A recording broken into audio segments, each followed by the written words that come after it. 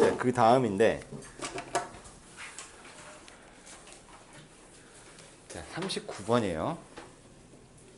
일단은 내신 대비가 한번 시작이 되면 이게 3월 말, 한 3월 20일경에 시작이 될 텐데, 그러면은 그때는 이제 한번 발 담그면 끝이야. 그냥 1년 훅 가요. 그냥 내신 중간 딱 시작하면 바로 정신 차리면 바로 예비 고3이 돼 있을 겁니다.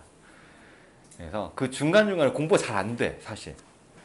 중간고사 끝나고 기말 그 사이에 한 달이나 한 달 반 동안 기간이 있거든요. 그때 애들 전부 넉다운 돼가지고 막 쉬고 싶어요. 상위권 애들조차 잘 안 되더라고, 공부가. 그래서 이때 이제 뭐 얼마 안 남았거든요. 한 달 정도 남았는데 이때 좀 바짝 하셔야 됩니다. 진짜로. 거의 진짜 시험 대비 기간보다 더 열심히 해야 돼, 지금. 39번. 만약에 네가 들어봤어. 네 손에 뭐를. 여기도 마찬가지로 얘가 동사잖아. 그지? 근데 목적어가 바로 안 나와. 얘는 이렇게 삽입이죠. 그지? 목적어 이렇게 되는 거잖아. 이런 형태에 익숙해지셔야 돼요.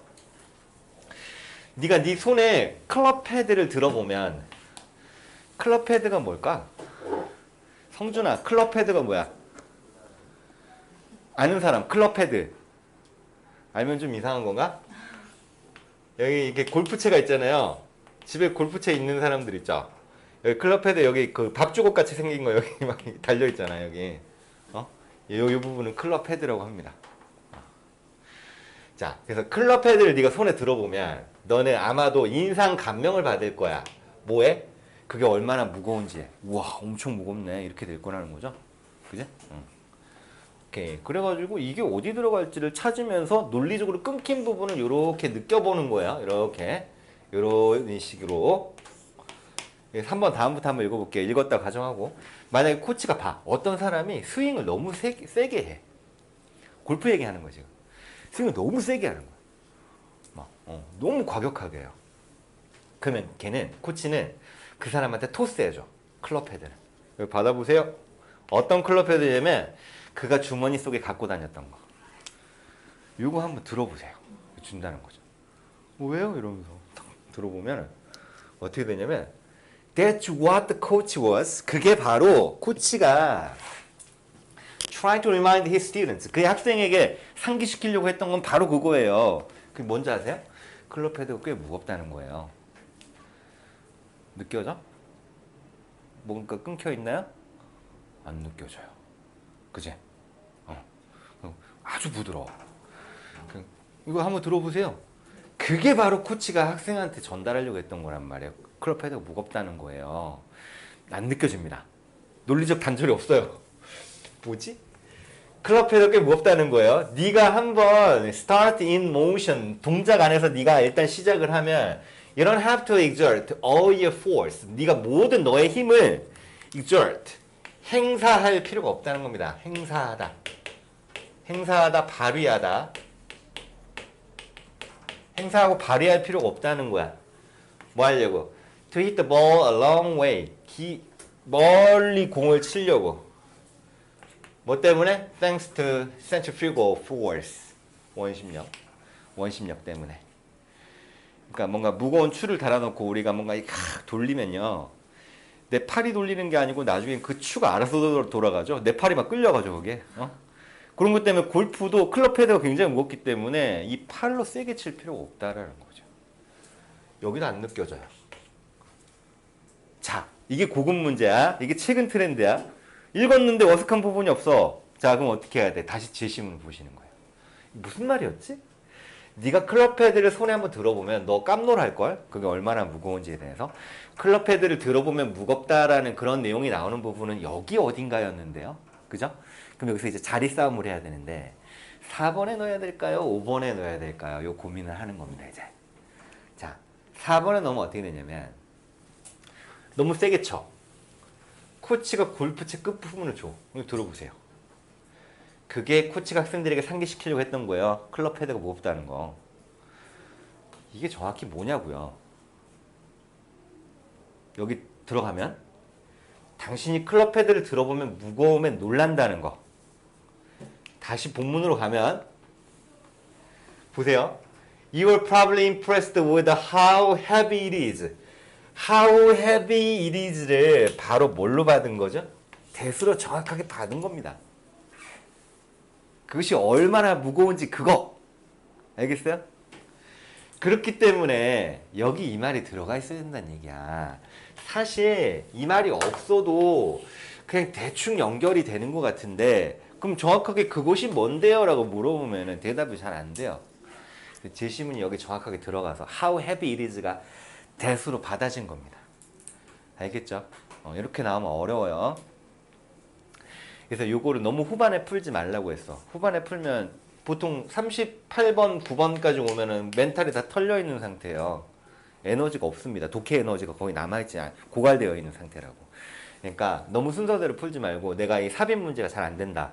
그럼 이 삽입을 좀 당겨서 앞에 푸는 것도 좋은 전략이에요. 좀 더 어려운 거를 이따가 한번 해볼 거고, 자 40번부터 해결합니다.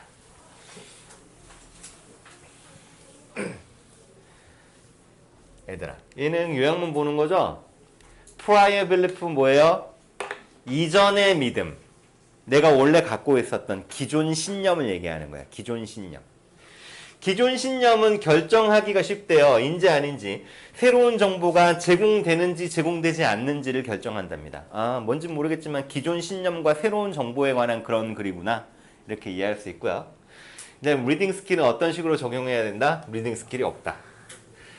대부분 실험 내용이고 뒷부분에 중요한 말이 나오는 경우가 많긴 하다. 처음부터 읽어주셔야 됩니다. 이 사람들은 검사를 했는데 어떻게 사람의 태도가 영향을 받냐고요. 노출에 의해서.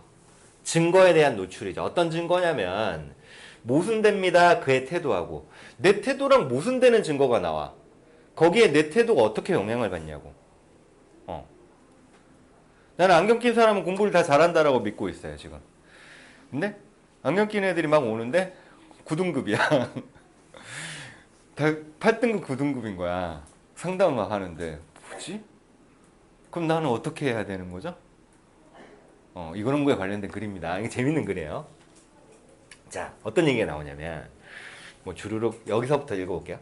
어떤 연구는 제공합니다. 증거를 제공하는데 capital punishment가 사형이에요. 사형.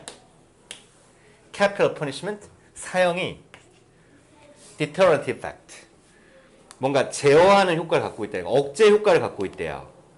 어디에? 살인에. 사형제도를 엄격하게 실시하면 살인이 줄어든다는 얘기죠. 오케이. 근데 다른 연구는 뭘 제공하냐면 증거 제공하는데 사형제도라고 하는 것이 억제 효과가 없어요. 사형제도 있다고 해서 살인이 줄어드는 게 아니에요. 이런 두 가지 연구가 있다는 겁니다. 자, 여기서 이제 사람들이 어떻게 반응했냐면요. 여기 보세요. 기사인데 제공하는 기사에 뭘 제공하냐면 증거를 제공하는데 지지해. deterrence, 억제 효과를 지지해. 사형의 억제 효과를 지지하는 증거를 제공하는 기사는 그러니까 사용을 하면요 살인이 줄어들어요. 이런 기사야. 이 기사는 평가가 되는데 설득력 있다고 평가가 된대요. 오, 타당하네요. 설득력 있네요. 누구에 의해서? 사형제도의 옹호자들에 의해서. 당연하죠. 사형을 시켜야지 살인이 줄어들죠. 저 기사 좋은 기사예요. 이렇게 얘기한다는 얘기입니다. 내가 사형제도를 찬성하는 사람이라면. 근데 그것을 unconvincing, 설득력이 없다라고 평가가 된다면 얘가 1번이고 얘가 2번이죠. 설득력 없다고 평가돼요. 누구에 의해서? 이런 사람들. 사형제도에 반대하는 사람들한테는. 아니에요. 그 기사 잘못된 거예요. 사형제도를 실시해도 살인은 줄어들지 않거든요. 이렇게 주장한다는 얘기죠. 그러면은 이 글의 내용은 뭐냐면 자기가 원래 가지고 있었던 신념하고 어긋나는 어떤 말이나 기사가 나오면 그걸 사람들이 받아들인다는 얘기야? 안 받아들인다는 얘기야? 안 받아들인다는 얘기예요. 그렇게 잡으시면 됩니다. 자, 보세요. 어떤 기존 신념이, 어떤 그 사실이 있어요. 어떤 사실이나 의견이 있어. 의견이 있는데 얘가 나의 기존 신념에 잘 부합이 되잖아요. 그럼 사람들이 수용한다는 거야. 근데 기존 신념에 부합되지가 않아요. 그럼 이거 어떻게 해? 거절하거나 거부한다는 거죠. 그지? 나는 내가 잘생기고 예쁘다고 생각하는데 지나가는 사람이 쟤 되게 못생겼다 나보고 그러는 거야. 그러면 좀 미친놈이구나 저거. 이렇게 생각한다는 거야. 무슨 말인지 알겠어? 내가 어떤 대학에 들어갔어. 예를 들어서 경희대 학교를 다니고 있는데 뭐 명절날 삼촌이 너 학교 어디 갔냐? 저 경희대 학교 갔습니다. 그러니까 에? 경희대밖에 못 갔어? 이러면서 야, 너 취업 되겠냐? 막 이러는 거야. 그러면 어떤 생각이 들어요? 이 사람 보지 말아야겠다. 이 생각이 들겠죠. 명절에 삼촌 안 만나야지. 왜냐하면 그 삼촌 말이 맞구나. 나 재수해야 되나? 이러면 내가 너무 불행해지거든요. 이걸 뭐라고 하냐면 내가 가지고 있는 신념하고 부합되는 것은 이렇게 받아들이고 이거랑 안 맞는 건 거부하려고 하는 이 사람의 심리 상태를 뭐라고 표현하냐면 확증 편향이라고 합니다. 확증 편향. 들어봤어요? 이거 영어 지문에 되게 많이 나오거든요. 확증 편향. 영어로 confirmation 적어야 돼요. bias라고 합니다. 확증 편향.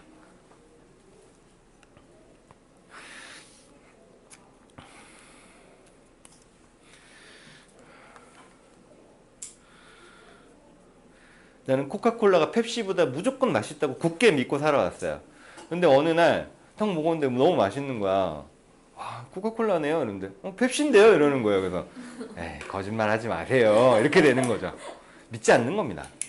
그걸 믿으면 나의 신념 가치가 다 무너지거든요. 다시 말하면 내가 불행해지거든. 다시 말하면 그렇게 된다라고 하면 내 마음속에서 인지의 부조화가 일어나거든요. 그 인지 부조화라고 하거든. 뭔가 내가 믿었던 신념이 거짓으로 밝혀지는 거야. 그래서 확증 편향이라고 하는 건 왜 일어나냐면 인지 부조화 때문에 일어납니다. 이 인지 부조화를 막으려고 하는 거예요. 자, 인지 부조화는 영어로 뭐냐? 이것도 알아야 돼. 이것도 고3 지문에 많이 나옵니다. Cognitive dissonance라고 합니다. dissonance.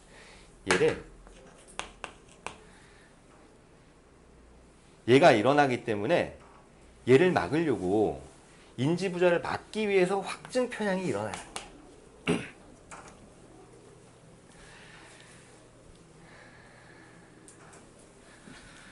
인지 부조화를 막기 위함입니다. 막기 위해서. 그래서 우리의 인간 심리 속에는 이 확증 편향이라는 이 장치가 작용하기 때문에 인간이 행복할 수 있는 거예요. 자꾸 인지 부조화가 일어나면 그 사람 우울증 걸려요. 무슨 말인지 알겠지? 내 신념이 계속 무너져 막. 그러면 안 되잖아요. 그지? 오케이. 그래서 정답 골라보면 사전에 믿음은 결정하기가 쉬운데 인지 아닌지 새로운 정보가 받아들여질지 아닐지 결정하는 거잖아요. 답은 2번이 됩니다. 이거 모르는 학생들 있죠? hasty generalization 하면 이거 성급한 일반화라는 뜻입니다. 성급한 일반화. 뭔지 알죠? 우리 신영고 학생들은 뭐 학교에서도 배웠어요. 성급한 일반화. 이건 뭐냐면 constructive criticism. 건설적인 비판. 건설적 비판. 뭔가 좋은 비판을 얘기하는 거예요. 됐습니까? 넘어갑니다. 자, 여기서 이제 조금 내용이 어려운 내용이 나오는데 얘들아, utilitarianism이 뭐냐면 이게 공리주의라는 뜻이야. 공리주의. 공공의 이익을 얘기하는 거예요. 공공의 이익. 그 유명한 학자 두 명이 나옵니다. 제레미 벤담이랑 존 스튜어트 밀이라는 사람이 있는데 최대 다수의 최대 행복 들어봤어요? 모든 사람이 다 같이 행복해지는 거. 공리. 존 스튜어트 밀도 비슷한 사람이에요. 영국의 공리주의 학자입니다.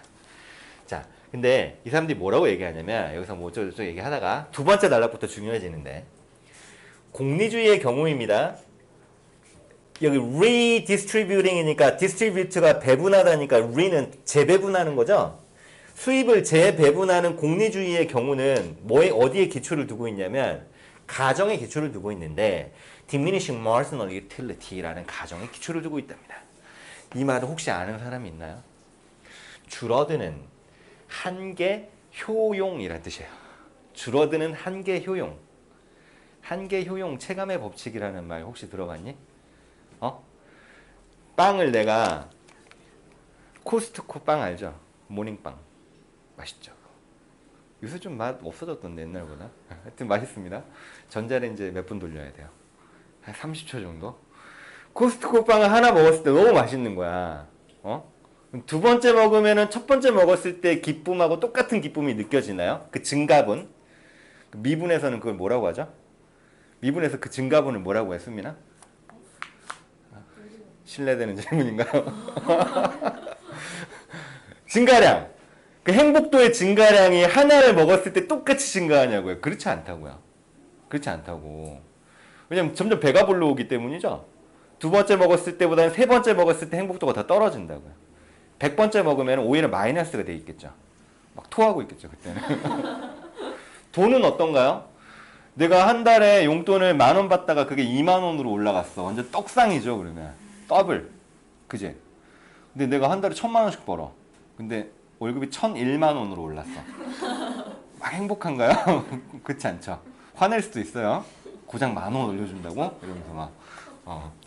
그렇기 때문에 이게 되게 웃긴 게 뭐냐면 내가 현재 어떤 상태인가에 따라서 어떤 재화나 서비스가 다가왔을 때 거기서 얻게 되는 행복도는 달라지는 거예요. 그치? 이게 상대적이라는 겁니다.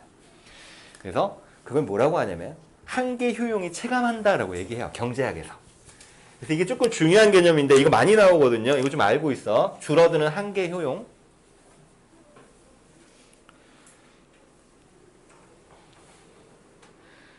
그 다음 뭐라고 하냐면 얘가 보세요. 여기 extra dollar of income 추가적인 1달러의 수입은 제공합니다. 가난한 사람한테 더 추가적인 효용을 제공해요. 뭐보다? 추가적인 1달러가 부자인 사람한테 제공하는 것보다. 방금 내가 예를 들었죠. 가난한 사람한테 1달러가 더 큰 가치가 되는 거예요. 그럼 우리가 벤담의 최대 다수의 최대 행복을 실현하기 위해서는 어떻게 해야 됩니까? 가진 사람한테 돈을 뺏어서 유산자라고 하거든요. 유산자. 가진 자에게 뺏어서 못 가진 자한테 나눠줘야 되죠. 그게 바로 공산주의예요. 공산주의 좋은 거야, 안 좋은 거야? 좋은 부분도 있어요. 그래서 자본주의의 폐해를 공산주의로 메꾸는 거야. 그걸 수정 자본주의라고 하거든. 문재인 대통령이 똑같이 10만 원씩 뿌리는 거는 그건 최대 다수의 최대 행복이 아니야. 아니지. 그럼 잘못됐죠. 그치? 한 달에 1억씩 버는 사람한테 10만 원 왜 주는데, 그럼? 한 달에 막 돈 50만 원밖에 못 버는 사람한테 주고 막 이래야 되는 거 아닙니까? 그치? 어쨌든 간에 이런 얘기가 나왔는데 그 다음에 여기서 뭐라고 하냐면 이 plausible assumption 이 그럴듯한 가정은 그리고 여기서 뭐라고 하냐면 뭐와 함께 the utilitarian goal of maximizing total utility 자 뭐라고 했냐면 공리주의의 목적이에요. 이게 목적이라고 해석하셔야 됩니다. 공리주의의 목적은 뭐냐면 전체 효용을 최대화하는 겁니다. 전체 효용을 최대화하는 게 공리주의의 목적이야. 자 여기 얘기했습니다. 공리주의의 목적은 전체 효용을 최대화하는 거예요. 모두가 잘 먹고 잘 사는 거예요. 이거죠. 여기서 뭐라고 하냐면 피터가 8만 달러를 벌어요. 연봉이 거의 1억이야. 폴은 2만 달러 벌어요. 연봉이 한 2,500밖에 안 돼. 그럼 이 경우에서는요. 피터한테 1달러 뺏어서 폴한테 주는 것은요. 피터의 효용은 줄이죠. 피터도 어쨌든 1달러를 뺏겼으니까. 그리고 폴의 효용은 증가시킵니다. 피터는 마이너스 1달러가 되고 폴은 플러스 1달러가 된다는 얘기야. 그래서 보통은 그 두 개를 더하면 0이 되거든요. 그래서 그걸 제로섬 게임이라고 합니다. 들어봤어요? 이런 거? 한 사람의 이득과 다른 사람의 손해를 합치면 0이 되는 그런 게임을 제로섬 게임이라고 하는데 근데 여기서는 제로섬 게임이 아닌 거야. 왜냐하면 상대적으로 효용이 다르거든요.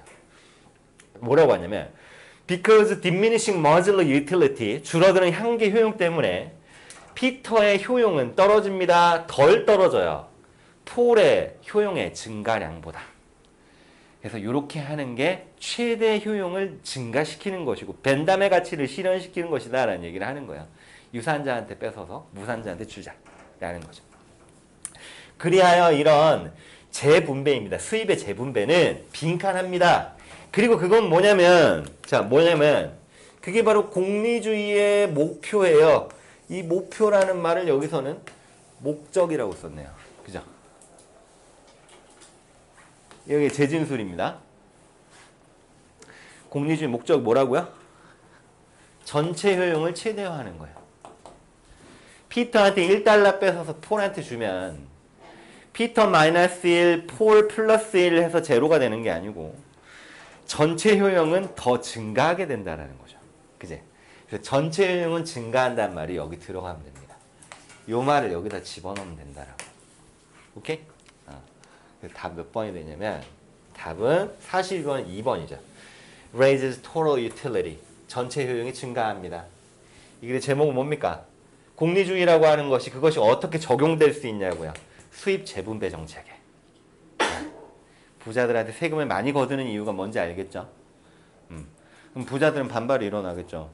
왜 내가 고생해서 벌었는데 세금 막 부자가 예를 들어서 1년에 10억을 벌잖아요. 그럼 이 사람 세금 보통 얼마 내는지 압니까?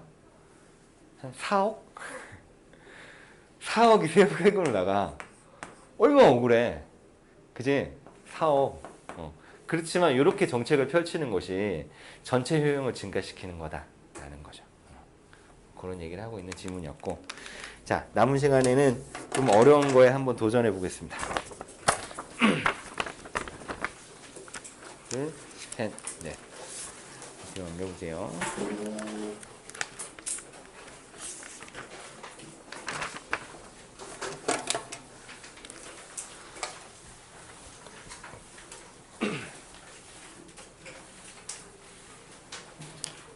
여기 보시면요. 39번 문제 보여요? 39번. 우측 위에. 자, 그거 시간 4분 줄 테니까 풀어보자. 4분. 근데 대신에 풀면서 그냥 답만 맞추면 안 돼. 거기를 왜 내가 골랐는지 물어볼 거예요. 알았지? 논리를 갖고 시작.